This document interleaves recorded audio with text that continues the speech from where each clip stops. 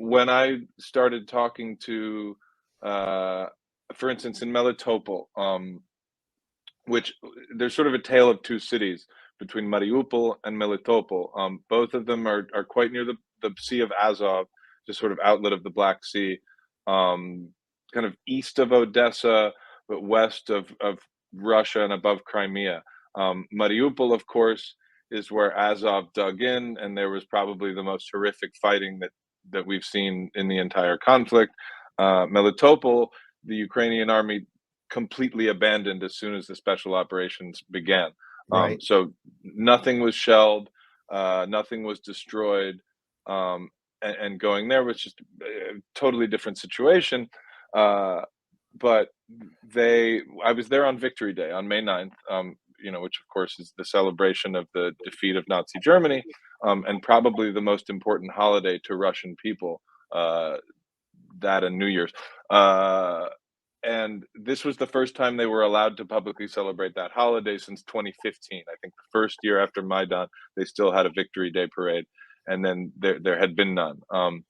Uh, I thought, because the city was still under curfew, it's quite near the front, so there's a lot of, like I said, tentativeness. I mean, I think some of the residents are even scared that, what if the Ukrainians come back?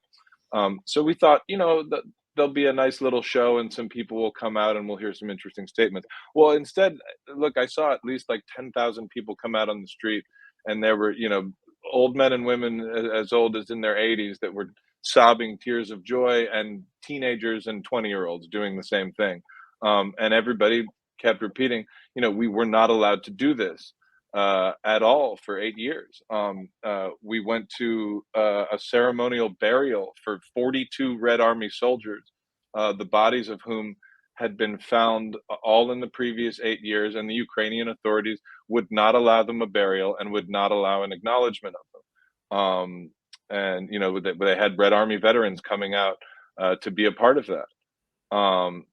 But every single person who took, at the end of this parade, there was sort of a series of mics set up, and a couple of the city officials, now under Russian control, came up and spoke, but they opened it up for other speakers to come up and kind of share, mostly veterans, but also kind of members of like civil organizations and whatnot.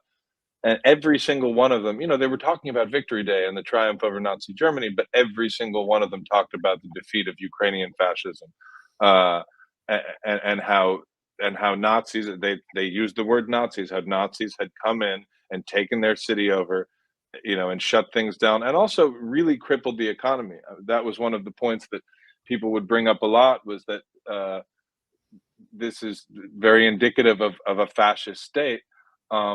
That working people really, their quality of life was eviscerated, especially like the communal funds, where people are paying for utilities in their apartments and whatnot. The prices for that went way, way, way, way up.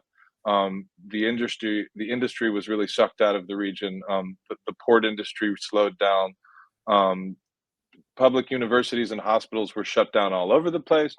A lot of that had to do with the EU association agreement, Right. that Ukraine entered. Which was austerity.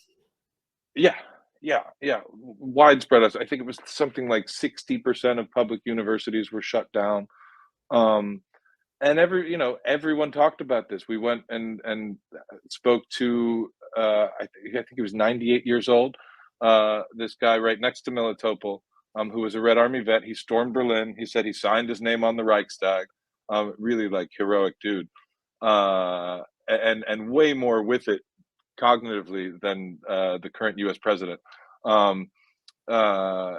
He